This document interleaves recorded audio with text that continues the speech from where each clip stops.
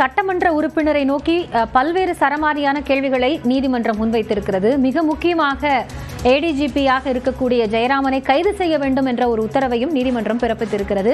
அடிப்படையில் இந்த விவகாரம் அப்படிங்கிறது அவருடைய தாமதம், விசாரணைக்கான ஒத்துழைப்பு இல்லாதது அப்படிங்கிறது தான் நீதிமன்றத்தினுடைய அந்த கோபத்திற்கு முக்கிய காரணமா பார்க்கப்படுகிறதா, அல்லது இது போன்ற நிகழ்வுகள்ல உங்க கட்சிக்காரங்க உங்க பெயரை பயன்படுத்தும் போது அதை கண்டிக்கணும்னு நீதிமன்றம் குறிப்பிட்டதுனால வேறு யாருக்கேனும் தொடர்பு இருப்பதாக நீதிமன்றம் இதை சொல்லுகிறதா?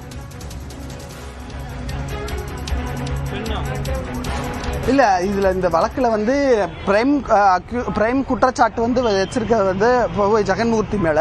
அதே போல அவருக்கு உடந்தையாக இருந்ததாக ஏடிஜிபி, அவரும் அரசு பெரிய பொறுப்பில் இருப்பவர். அந்த பெரிய பொறுப்பில் இருக்கக்கூடியவர் அரசினுடைய வாகனத்தை தவறாக பயன்படுத்தி இருக்கிறார் என்பதுதான் அவர் மீது குற்றச்சாட்டு. அதுவும் ஒரு கடத்தல் விவகாரத்தில் ஒரு தவறு செய்தவருக்கு ஆதரவாக இருந்தது போல அந்த குற்றச்சாட்டு இருக்கிறது. அதை கண்டித்து, அதை உணர்ந்து அந்த சீரியஸ் ஆஃப் ஆக்ட்னு சொல்லுவாங்க, அந்த குற்றத்தின் தன்மையை நீதிமன்றம் மிக வலுவாக உணர்ந்திருப்பது. ஒருத்தரை கடத்துவது என்பது ஒரு சாதாரண விஷயம் கிடையாது. இந்த சீரியஸ் ஆஃப் ஆக்டை பொறுத்து தற்போது நீதிமன்றம் மிக முக்கியமான உத்தரவை பிறப்பித்திருக்கிறது. மிக முக்கியமாக ஏடிஜிபியை கைது செய்ய நீதிபதி உத்தரவை பிறப்பித்திருக்கிறார். ஜெயராமனை உடனடியாக கைது செய்ய வேண்டும், ஏடிஜிபி ஜெயராமனை கைது செய்ய வேண்டும் என்று விசாரணைக்கு ஒத்துழைக்க வேண்டும். காவல்துறையினர் ஜெகனின்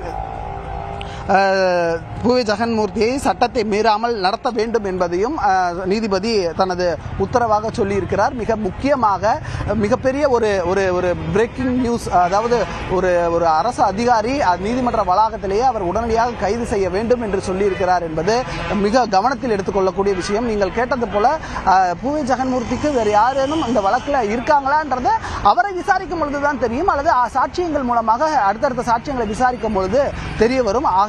அவரை வழக்கறிஞர்கள் கூட அழைத்து செல்லாமல் விசாரணைக்கு ஆஜராக வேண்டும் என்பதுதான் நீதிமன்றத்தின் இன்றைய உத்தரவாக இருக்கிறது. அதற்கு பணிந்து அவரும் விசாரணைக்கு செல்வார் என்று எதிர்பார்க்கப்படுகிறது. ஒரு சட்டமன்ற உறுப்பினராக இருக்கக்கூடியவர் முன்பு இருக்கக்கூடிய அந்த சட்ட வாய்ப்புகள் அப்படின்னா என்ன சுபாஷ் அடிப்படையில் இருக்கும்? இதுக்கு முன்னாடி இது மாதிரி சட்டமன்ற உறுப்பினருக்கு நிகழ்ந்திருக்கா?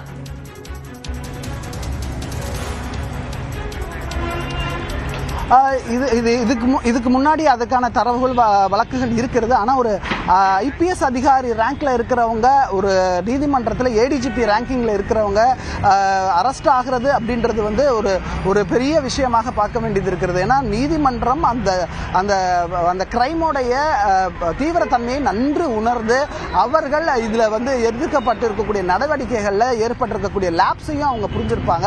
அதனாலதான் ஒரு நீதிமன்றம் ஒரு ஏடிஜிபி ரேங்கிங்ல இருக்கக்கூடிய ஒரு அதிகாரியை கைது நடவடிக்கைக்கு உத்தரவிடுகிறார் என்பதால் அதற்கான ஆதாரங்கள் காவல்துறை சார்பாகவும் குற்றச்சாட்டை ஏடிஜிபி மீது வைத்திருந்த காரணத்தினால தற்போது இந்த உத்தரவு பிறப்பித்திருக்காங்க அப்படின்றத நம்ம கவனத்தில் எடுத்துக்கொள்ள வேண்டியது இருக்கிறது.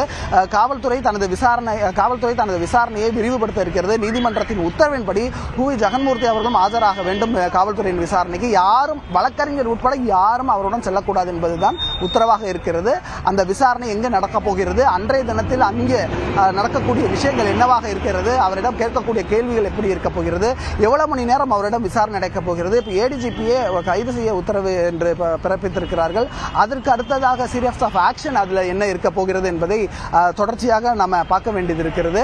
மேலும் இந்த வழக்கில் பல்வேறு விஷயங்கள் சொல்லவிருக்காங்க. இந்தியாவிலே நடக்கும் அரசியலில் உலகத்திற்கே தெரியும், நான் எந்த அரசியல் கட்சிக்கும் சாராதவன் என்பதை நீதிபதி சொல்லியிருக்கிறார்.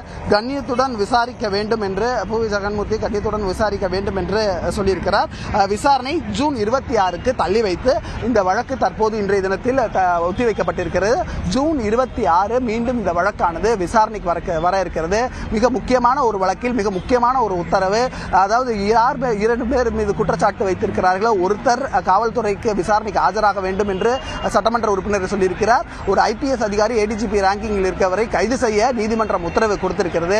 எப்பொழுதுமே காவல்துறை செய்யக்கூடிய தவறுகளோ இல்ல மிக முக்கியமான தீர்ப்புகளோ நீதிமன்றத்தின் மூலமாக வரும் என்பதில் மக்களுக்கு நம்பிக்கை இருக்கும். அந்த நம்பிக்கையின் அடிப்படையில் நீதிமன்றம் மிக முக்கியமான ஒரு உத்தரவை இன்றைய தினத்தில் கொடுத்திருக்கிறது. நன்றி சுபாஷ். விசாரணை என்பது மீண்டும் 26ஆம் தேதிக்கு ஒத்திவைக்கப்பட்டிருக்கக்கூடிய நிலையில் தற்போதைய விவரங்களை வழங்கியமைக்காக